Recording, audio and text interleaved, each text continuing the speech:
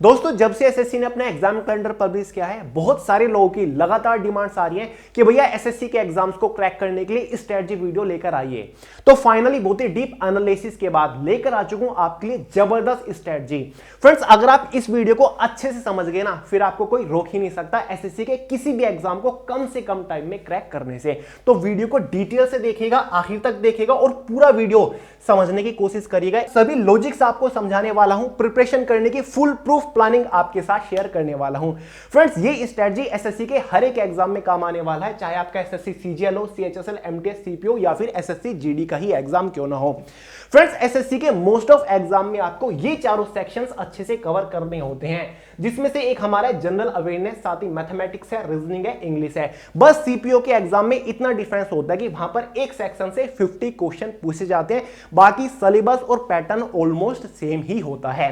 Strategy के ऊपर बढ़ने से पहले आपको कुछ दिखाना चाहूंगा, ताकि बहुत सारे लोग प्रिपरेशन करते टाइम एक बड़ी गलती करने से बच सके। फ्रेंड्स आप स्क्रीन पर देख रहे हैं, यहां पर सब्जेक्ट वाइज सभी टॉपिक मेंशन है और साथ ही उनके क्वेश्चंस का वेटेज है, यानी कि ये सभी वो टॉपिक्स हैं जिनसे रिलेटेड एग्जाम में एसएससी के क्वेश्चन बनते ही बनते हैं। ये टॉपिक्स आपको किसी भी हालत में मिस नहीं करने। एसएससी के प्रीवियस ईयर क्वेश्चन पेपर को एनालाइज करने के बाद ये डेटा मैं आपके लिए निकाल के लेकर आया हूं।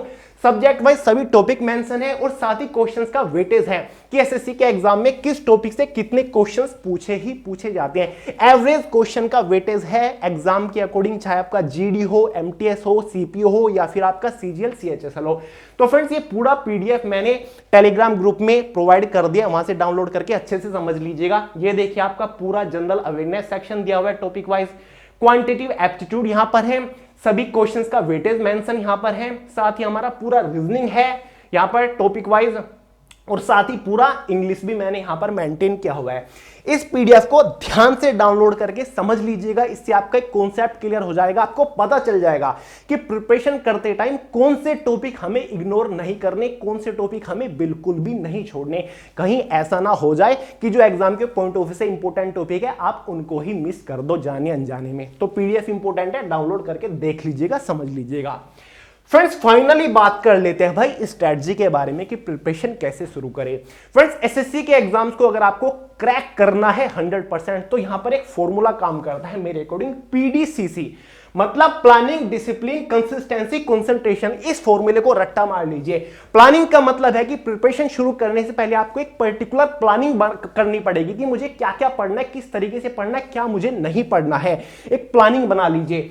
साथ ही आपको प्रॉपर डिसिप्लिन मेंटेन करता हुआ चलना पड़ेगा। साथ ही आपको एक टाइम टेबल बनाना पड़ेगा, आपको उस टाइम टेबल को फॉलो करते हुए चलना है। ऐसा नहीं कि आपने डिसाइड किया कि डेली मैं मॉक लगाता हुआ चलूंगा और 2 दिन जब आपने मॉक लगाया, स्कोर कम आया और डिसअपॉइंट हो गए, बैठ गए, मॉक लगाना छोड़ दे कि यार स्कोर अच्छा नहीं, कुछ भी हो जाए आपको इग्नोर नहीं करना, आपको डिसिप्लिन मेंटेन करते हुए चलना है।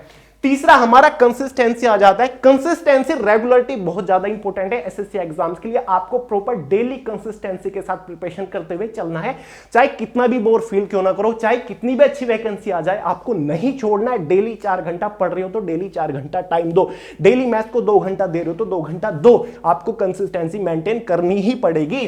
साथ ही कंसंट्रेशन, जब भी प्रिपरेशन करने बैठो कंसंट्रेशन 100% फोकस आपका प्रिपरेशन के ऊपर रहना चाहिए। कोई भी डिस्ट्रैक्शन आपके पास नहीं होना चाहिए। बिल्कुल सैक्रिफाइस कर दो अपना मोबाइल वगैरह या फिर टीवी वगैरह जो भी है। फुल कंसंट्रेशन, 4 घंटा प्रिपरेशन कर रहे हो तो 4 घंटा कंसंट्रेशन के साथ, डेडिकेशन के साथ दीजिए, तभी जाके जबरदस्त इफिशिएंसी निकल के आएगी। तो भाई फॉर्मूला याद कर लीजिए, PDCC, planning, discipline, consistency, concentration. Planning, discipline, consistency, concentration दिमाग में बैठा लीजिए। अब प्रिपरेशन करना कैसे है उसके ऊपर बढ़ने से पहले काफी सारे लोग हमेशा पूछते रहते हैं कि भैया अगर हमें कोई भी एग्जाम अच्छी मार्क्स के साथ क्रैक करना है, बहुत ही कम टाइम में क्रैक करना है, तो डेली प्रिपरेशन को कितना टाइम हमें देना चाहिए? क्या हमें डेली 8 घंटा पढ़ना पड़ेगा? क्या हमें 6 घंटा पढ़ना पड़ेगा? क्या हमें 10 घंटा पढ़ना पड़ेगा? कुछ लोग तो बोलते हैं कि भैया मैं डेली 8-8 घंटे पढ़ता हूं फिर भी एग्जाम क्रैक नहीं होता। आप सुन लीजिए, अगर आप डेली 4 घंटा भी प्रिपरेशन को दे रहे हो तो काफी है, आप एग्जाम को अच्छे से क्रैक कर जाओगे।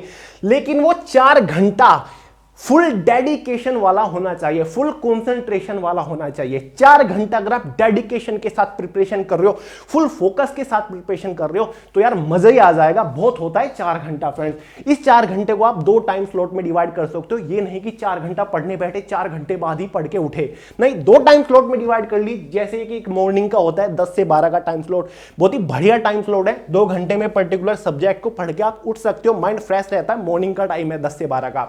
उसके बाद रात को 8 से 10 का बहुत बढ़िया टाइम है। यहां पर भी आप थोड़ा सा एनर्जेटिक रहते हो, यहां पर भी आप फ्रेश फील करते हो, यानी कि ये दोनों टाइम टायर्ड वाले नहीं है। 12 के बाद थोड़ा सा टायर्ड फील होने लगता है, मन नहीं करता, और यहां पर रात के 10 बजे के बाद टायर्ड फील होता है। तो ये 2 टाइम स्लॉट बहुत बढ़िया है। आप 4 घंटा इस तरीके से डिवाइड कर सकते हो। 4 घंटा बहुत बढ़िया होता है। 4 घंटे में आप बहुत कुछ कर सकते हो। इससे ज्यादा प्रिपरेशन करने की जरूरत भी नहीं है। मैं तो कभी दे नहीं पाया 4 घंटे से ज्यादा, मेरा मन नहीं करता इतना पढ़ने को। बाकी अगर आप 4 घंटे से ज्यादा प्रिपरेशन कर लेते हो, 5-6, तो और भी अच्छी बात है। लेकिन 4 घंटा काफी होता है यार डेडिकेशन वाला।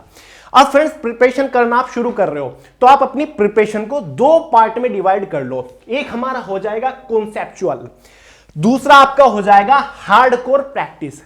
कॉन्सेप्चुअल से मतलब है यहां पर आपको अपना कॉन्सेप्ट क्लियर करना है टॉपिक से रिलेटेड। यहां पर आपको अपना बेस मजबूत करना है। अगर आपको लगता है कि यार मेरा बेस ही स्ट्रॉन्ग नहीं है, या फिर मेरा कॉन्सेप्ट ही क्लियर नहीं है टॉपिक वाइज, तो सबसे पहले आपको अपना कॉन्सेप्ट ही क्लियर करना पड़ेगा। और दूसरे हमारा हार्डकोर प्रैक्टिस।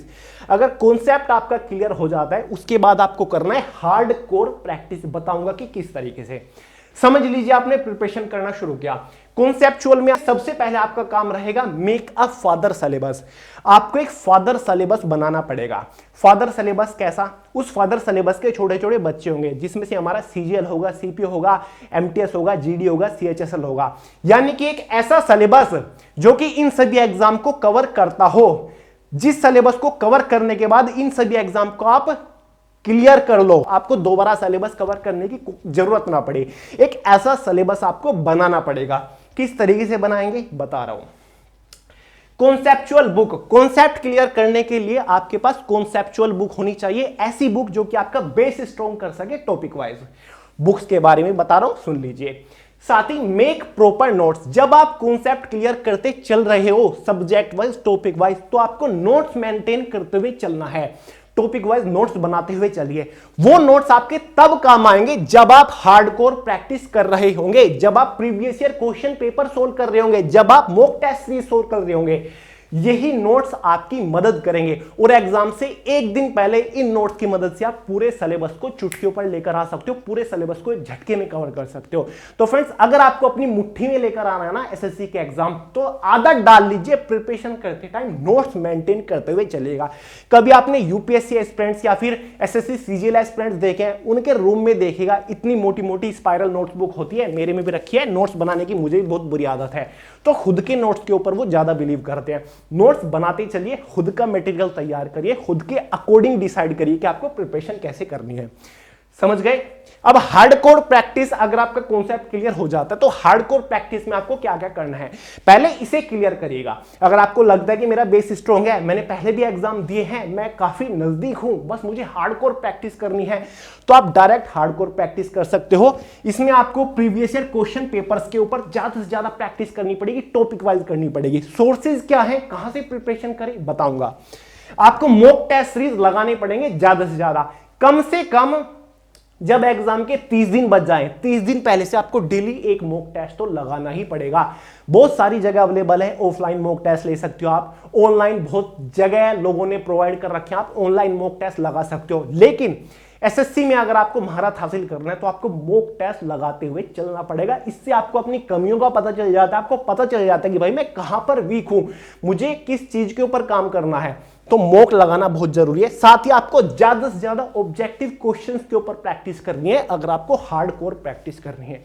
यह भी समझाऊंगा कि कहां कहां से आपको करना है पहले ये समझिए। अब बात करते हैं इस फादर सिलेबस के बारे में कि कैसे आप एक फादर सिलेबस या फिर स्मार्ट सिलेबस बना सकते हैं। काफी सारे लोग यहां पर एक बड़ी गलती करते हैं, जब भी कोई वैकेंसी आती है तो शुरुआत से पूरे सिलेबस को कवर करने की रेस में लग जाते हैं कि भाई 3 महीने के बाद एग्जाम है तो मुझे 3 महीने के अंदर पूरा सिलेबस कवर करना है, जबकि उन्होंने काफी सारी चीज ऑलरेडी पढ़ रखी है, पूरा सिलेबस उन्होंने कई बार कवर किया। तो यह बड़ी गलती आपको नहीं करनी है फ्रेंड्स। आपको सिलेबस को डीप एनालाइज करना है, आपको सिलेबस के अंदर यह देखना है कि कौन से सब्जेक्ट के अंदर से कौन सा टॉपिक मेरा वीक है जो कि मुझे सबसे पहले कवर करना है। तो ये फादर सिलेबस आपको बनाना कैसे है, तो भाई एसएससी के एग्जाम्स का पूरा syllabus topic wise subject wise लेके बैठ जाइए, साथ ही सब्जेक्ट वाइज सभी बुक्स लेकर बैठ जाइए जिनसे आप यूजुअली प्रिपरेशन वगैरह करते हो। तो भाई एक एक सब्जेक्ट उठाइए। देखिए जनरल अवेयरनेस के अंदर से हिस्ट्री से क्वेश्चन आएंगे 2 से 3, आपने देखा जैसे कि मैंने आपको पीडीएफ प्रोवाइड किया, तुरंत बुक खोल के बैठ जाइए कि भाई हिस्ट्री के अंदर से कौन कौन से टॉपिक हैं जो कि मेरे अच्छे से कवर नहीं है, कौन कौन से हिस्ट्री के टॉपिक हैं जो कि मैं वीक हूं, जिन टॉपिक्स के अंदर, जो टॉपिक्स को मैं हमेशा इग्नोर करता हूं, जो टॉपिक्स टफ है, तो उन सभी टॉपिक्स को अलग निकालते हुए चलिए, क्योंकि सबसे पहले आपको उन सभी टॉपिक्स का ही कॉन्सेप्ट क्लियर करना है। सब्जेक्ट वाइज निकालते चलिए। ऐसे मैथ्स खोलिए, मैथ्स के अंदर प्रॉफिट एंड लॉस से 2 से 3 क्वेश्चन आएंगे, सबको पता है। तो प्रॉफिट एंड लॉस देखिए, आपने ऑलरेडी पढ़ रखा है, लेकिन प्रॉफिट एंड लॉस के अंदर ऐसे भी कुछ क्वेश्चंस हैं, कुछ क्वेश्चंस के टाइप्स हैं जो कि आपसे सोल्व नहीं हो पाते, जो कि थोड़े से कॉम्प्लिकेटेड है। उन सभी क्वेश्चंस के टाइप को अलग निकाल लीजिए, टॉपिक वाइज निकाल लीजिए, ऐसे इंग्लिश से निकाल लीजिए, ऐसे रीजनिंग से निकाल लीजिए। तो सबसे पहले आपको प्रिपरेशन करने की शुरुआत ही यहीं से करनी है। आपको वो सभी वीक टॉपिक कवर करने हैं सबसे पहले, और उन सभी वीक टॉपिक का कॉन्सेप्ट क्लियर करने के कई तरीके होते हैं। आप थ्योरेटिकल बुक से उनको खुद से कवर कर सकते हो, या फिर आप उनसे रिलेटेड लेक्चर वगैरह, क्लासेस वगैरह लेके क्लियर कर सकते हो, लेकिन पहले आपको वीक टॉपिक का कॉन्सेप्ट क्लियर करना है। समझ गए? आपको सिलेबस कवर करने की रेस में नहीं लगना है, आपको पहले वीक टॉपिक को उखाड़ के फेंकना है। समझ गए? अब फाइनली बात कर लेते हैं भाई बुक्स के बारे में कि भैया कौन कौन सी बुक से प्रिपरेशन करना बेटर रहेगा एसएससी एग्जाम्स के लिए। तो बहुत ही डीप एनालाइज करके बुक आपके लिए लेकर आया हूं, सब्जेक्ट वाइज बताता हूं। सबसे पहले मैथ सब्जेक्ट है। मैथ्स मैंने क्या बताया, पहले कॉन्सेप्ट क्लियर करना है, फिर हार्डकोर प्रैक्टिस करना है। तो मैथ्स के साथ एक बहुत बेनिफिट भी पॉइंट जुड़ा हुआ है कि मैथ्स का आप कॉन्सेप्ट भी और हार्डकोर प्रैक्टिस भी एक साथ कर सकते हो, आपको अलग अलग टाइम देने की जरूरत नहीं है। एसएससी के एग्जाम्स के लिए मैथ्स के लिए मैं आपको डॉक्टर आर.एस. अग्रवाल या फिर आपको फास्ट ट्रैक टाइप की बुक रिकमेंड नहीं करूंगा, उसके लिए one and only book recommend करूंगा। अगर आप एसएससी की तैयारी कर रहे हो, किरण पब्लिकेशन का ये एक प्रीवियस ईयर क्वेश्चंस का बुक आता है जिसमें टॉपिक वाइज सभी एसएससी में पूछे गए प्रीवियस ईयर क्वेश्चन प्रोवाइड किए होते हैं। इस बुक की खास बात ये है कि टॉपिक वाइज इसमें क्वेश्चंस को टाइप वाइज डिवाइड किया हुआ है कि मैथ्स का जैसे कि परसेंटेज है उसमें 10-12 टाइप के क्वेश्चंस होते हैं, तो हर एक टाइप से रिलेटेड 30-30, 40-40, 50-50 क्वेश्चन दिए हुए हैं। पहले बेसिक क्वेश्चन है, फिर थोड़े से मॉडरेट क्वेश्चन है, फिर थोड़े और मॉडरेट क्वेश्चन है, फिर टफ क्वेश्चन है। तो ऐसे यहां पर मतलब लेवल डिवाइड किया हुआ है। तो पहले आप कॉन्सेप्ट कैसे क्लियर करोगे, अगर आपको जरूरत है तो आप क्लासेस ले सकते हो, किसी टॉपिक को आपने वहां से देखा, उसके फॉर्मूला वगैरह आप पढ़ोगे, इसके अंदर दिए हुए हैं, और फिर आपको क्वेश्चंस के ऊपर प्रैक्टिस करनी है। तो यहां पर आप कॉन्सेप्ट क्लियर भी कर सकते हो और यहां पर आप प्रीवियस ईयर क्वेश्चन के ऊपर भी प्रैक्टिस कर सकते हो। जैसे कि मैंने आपको बताया, हार्डकोर प्रैक्टिस में आपको जरूरत पड़ेगी प्रीवियस ईयर क्वेश्चन के ऊपर प्रैक्टिस करने की, तो डायरेक्टली इस बुक को उठाइए। यहां पर आप कॉन्सेप्ट तो क्लियर कर ही रहे होंगे और कॉन्सेप्ट उन क्वेश्चन के ऊपर क्लियर कर रहे होंगे जो कि प्रीवियस ईयर क्वेश्चन है। तो बेस्ट बुक है मेरे हिसाब से। बात कर लेते हैं इंग्लिश के बारे में। इंग्लिश का अगर आपको कॉन्सेप्ट क्लियर करना है तो सबसे बेस्ट बुक पैरामाउंट का एक बुक आता है, या फिर केडी कैंपस का आता है, नीतू सिंह मैम वाला, आपको पता होगा, अच्छी बुक है। या फिर आप अरिहंत का एसपी बक्सी वाली बुक से अपना कॉन्सेप्ट क्लियर कर सकते हैं। या फिर आप अगर और भी बिगिनर हो, आपको इंग्लिश बिल्कुल ही नहीं आती, तो ल्यूसेंट का हिंदी टू इंग्लिश ये बुक आता है, आप इससे कवर कर सकते हो, अच्छा है। और बाकी इंग्लिश का अगर आप हार्डकोर प्रैक्टिस करोगे तो किरण पब्लिकेशन का ये प्रीवियस ईयर वाला बुक आता है, इसको कवर कर लीजिएगा टॉपिक वाइज, बढ़िया हार्डकोर प्रैक्टिस आपकी हो जाएगी। जीके का कॉन्सेप्ट क्लियर करने के लिए, बेसिक कॉन्सेप्ट स्ट्रॉन्ग करने के लिए, थ्योरेटिकल पढ़ने के लिए ल्यूसेंट बहुत अच्छी बुक है, बढ़िया बुक है। साथ ही वे टू सक्सेस की बुक से भी आप कॉन्सेप्ट क्लियर कर सकते हो। अगर आपका कॉन्सेप्ट क्लियर हो जाता है तो आप डायरेक्टली हार्डकोर प्रैक्टिस करने के लिए किरण का प्रीवियस ईयर वाला बुक परचेज कर सकते हो। इसमें भी आपको टॉपिक वाइज क्वेश्चन मिल जाएंगे और एक एक क्वेश्चन का बहुत ही एक्सप्लेनेशन के साथ आंसर डिटेलिंग वगैरह दी हुई है, अच्छी बुक है। रीजनिंग के लिए आप directly one and only master reasoning Arihant का परचेज कर सकते हो। आपको प्रीवियस ईयर क्वेश्चन के ऊपर प्रैक्टिस करने की भी जरूरत नहीं पड़ेगी, क्योंकि एसएससी के सभी प्रीवियस ईयर क्वेश्चन इसके अंदर मेंटेन किए हुए हैं। तो भाई ये कुछ बुक्स मैंने आपको बताई कॉन्सेप्ट क्लियर करने के लिए भी और हार्डकोर प्रैक्टिस करने के लिए भी। प्रीवियस ईयर आपको अलग से कहीं से परचेज करने की जरूरत नहीं है, इन सभी बुक्स में प्रीवियस ईयर ऑलरेडी मेंटेन कर रखे हैं, जैसे कि मैंने आपको किरण वगैरह की बुक बताई। समझ गए? तो भाई ये आपको काम करते हुए चलना है। पहले कॉन्सेप्ट क्लियर करना है, फिर हार्डकोर प्रैक्टिस करनी है। और मॉक के लिए आप ऑनलाइन मॉक परचेज कर सकते हो या फिर ऑफलाइन मॉक परचेज कर सकते हो। बस इतना ध्यान रखिएगा कि किसी भी एग्जाम से 30 दिन पहले आपको डेली एक मॉक लगाते हुए चलना है। समझ गए? और मैथ्स के अंदर ऑब्जेक्टिव क्वेश्चन के ऊपर आपको प्रैक्टिस करने की जरूरत नहीं पड़ेगी। आपको ऑब्जेक्टिव क्वेश्चन के ऊपर प्रैक्टिस करने की जरूरत नहीं पड़ेगी एसएससी के एग्जाम्स में, क्योंकि आप ऑलरेडी प्रीवियस ईयर क्वेश्चंस के ऊपर प्रैक्टिस कर चुके होंगे। तो चलिए अब आगे बढ़ते हैं। यहां पर बहुत मैंने आपको बोर कर दिया होगा। अब फाइनली एक डाउट उठता है कि भैया ऑनलाइन स्टडी बेटर है या फिर सेल्फ स्टडी। एक बहुत बड़ी मिथ बनी हुई है कि एसएससी के एग्जाम्स को हम क्लासेस के बिना विदाउट कोचिंग क्रैक कर ही नहीं सकते। ये कि अपने आप में मिथ है यार, आप बिल्कुल कर सकते हो। आप without coaching without any classes SSC के एग्जाम को अच्छे से क्रैक कर सकते हो। बस अंदर डेडिकेशन होना चाहिए, डिटर्मिनेशन होना चाहिए। अब देखिए मैं आपसे कहता हूं कि ज्यादा से ज्यादा फोकस आपका सेल्फ स्टडी के ऊपर ही रहना चाहिए। ज्यादा से ज्यादा प्रायोरिटी आपको सेल्फ स्टडी को देना चाहिए, क्योंकि self study is more powerful than any classes.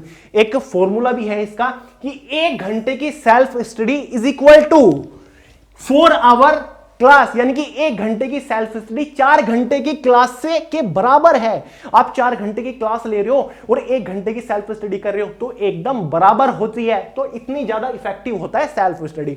तो जब तक बिल्कुल जरूरत ना पड़ जाए आपको लेक्चर लेने की, क्लास लेने की, तब तक आप सेल्फ स्टडी के ऊपर ही फोकस करिए।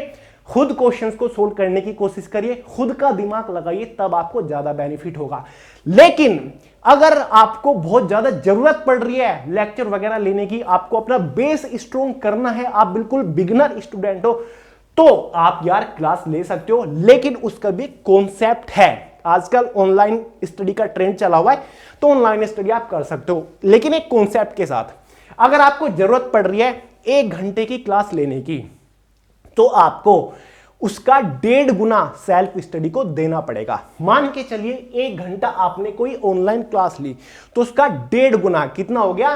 1.5 घंटा आपको सेल्फ स्टडी के ऊपर देना पड़ेगा। जो आपने 1 घंटा ऑनलाइन क्लास में पढ़ा, उसी को आपको 1.5 घंटा सेल्फ स्टडी भी खुद से कवर करना पड़ेगा, तब जाके उस क्लास का भी बेनिफिट होगा, वरना उसका कोई बेनिफिट नहीं होगा। समझ गए? तो टोटल एक ही सब्जेक्ट के ऊपर कितना टाइम आपका गया? 2.5 घंटे आपने एक ही सब्जेक्ट, एक ही टॉपिक पढ़ा।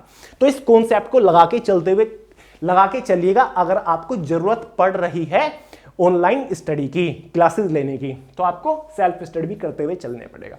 अब एक और कॉन्सेप्ट मेरी स्ट्रेटजी के अंदर है कि डेली हम कितने सब्जेक्ट को कवर करते हुए चलें। मेरे हिसाब से डेली आपको मैक्सिमम 2 सेक्शंस को कवर करना है। उससे ज्यादा सब्जेक्ट को पढ़ने की कोशिश मत करिएगा। माइंड में केवल कंफ्यूजन आएगा, फ्रस्ट्रेशन आएगा और कुछ भी नहीं आएगा।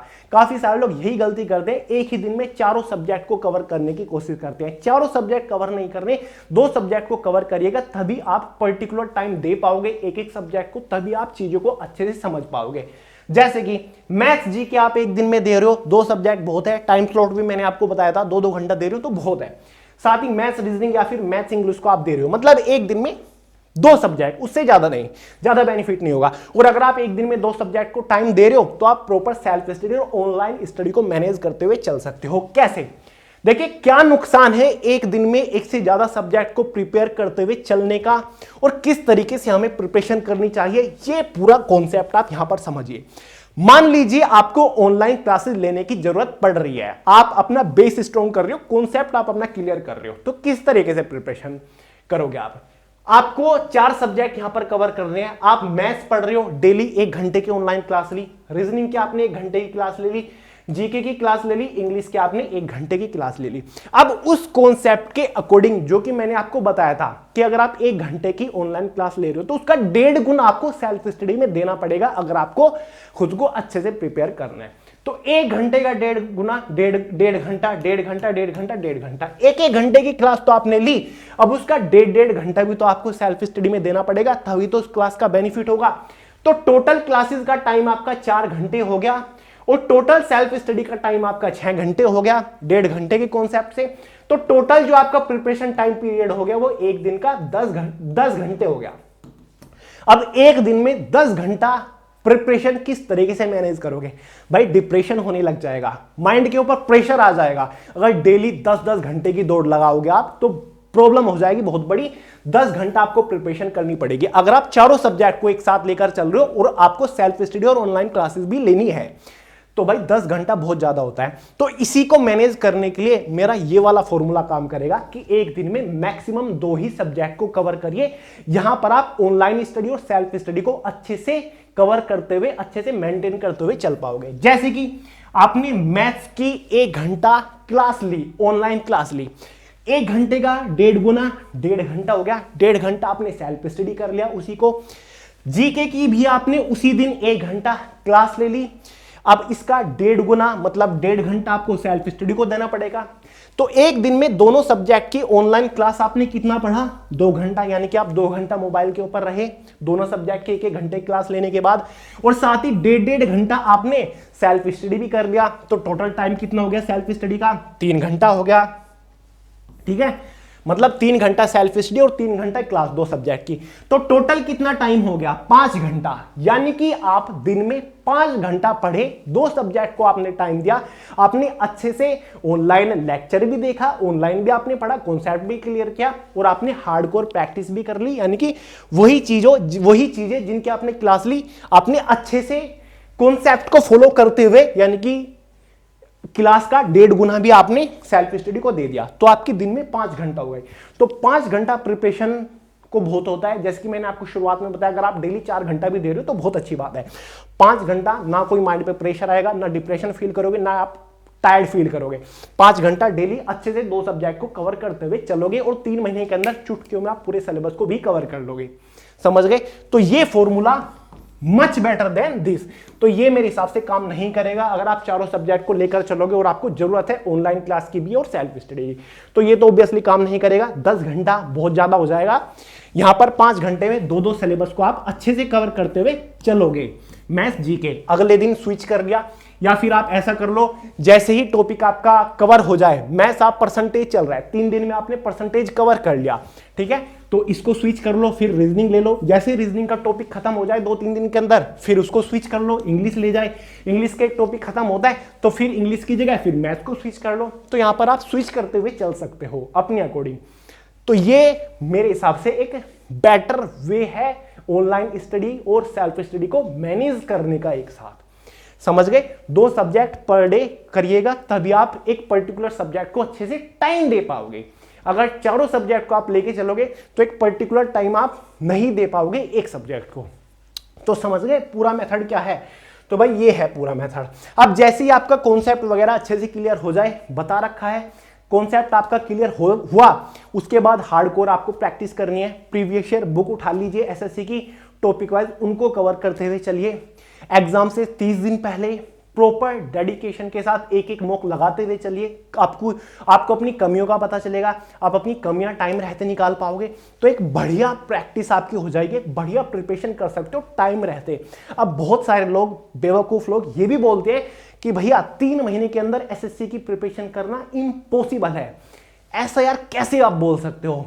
कुछ भी इम्पॉसिबल नहीं है। आपको पता ही है everything is possible in this world, सब कुछ पॉसिबल है। जब मैंने आपको मेथड बता ही दिया है कि आपको पूरा सिलेबस शुरू से कवर करने की रेस में नहीं लगना है, आपको पहले वीक टॉपिक निकाल लेने, एक फर्दर सिलेबस बनाना है, उस वीक टॉपिक को कवर करते हुए चलना है। पहले कॉन्सेप्ट क्लियर करिए उन टॉपिक से रिलेटेड और फिर हार्डकोर प्रैक्टिस करिए प्रीवियस ईयर और मॉक लगा के।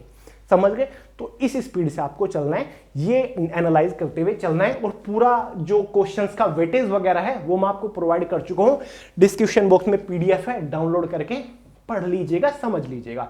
बाकी ये तो टॉपिक है, इनके अंदर भी हमारे और माइनर टॉपिक बनते हैं, जैसे कि इंडियन हिस्ट्री है, इसके अंदर बहुत सारे टॉपिक आते हैं। अब कौन कौन से टॉपिक से मैक्सिमम क्वेश्चन बनते हैं ये भी मैं आपके लिए पर्टिकुलर पीडीएफ मेंटेन कर सकता हूं। अगर आप बोलते हो कि भैया टॉप स्कोरिंग टॉपिक लेकर आओ, तो मैं आपके लिए टॉप स्कोरिंग टॉपिक लेकर आ जाऊंगा कि बायोलॉजी के अंदर से क्या क्या पढ़े, केमिस्ट्री के अंदर से क्या क्या पढ़े, ये भी चीजें मैं आपके लिए मेंटेन कर सकता हूं। मेरी थोड़ी सी मेहनत ही तो लगी 4-5 दिन की, तो यही करने के लिए तो खड़ा हूं मैं, तो मैं लेकर आ सकता हूं। तो चलिए दोस्तों, यही है पूरा वीडियो। इसके अकॉर्डिंग आप एसएससी के किसी भी एग्जाम को क्रैक कर सकते हो मिनिमम टाइम के अंदर। तो चलिए, वीडियो पसंद आया लाइक करिएगा, दोस्तों शेयर करिएगा, चैनल को सब्सक्राइब करना मत भूलिएगा। मिलते हैं अगली वीडियो में बहुत जल्द, तब तक के लिए जय हिंद।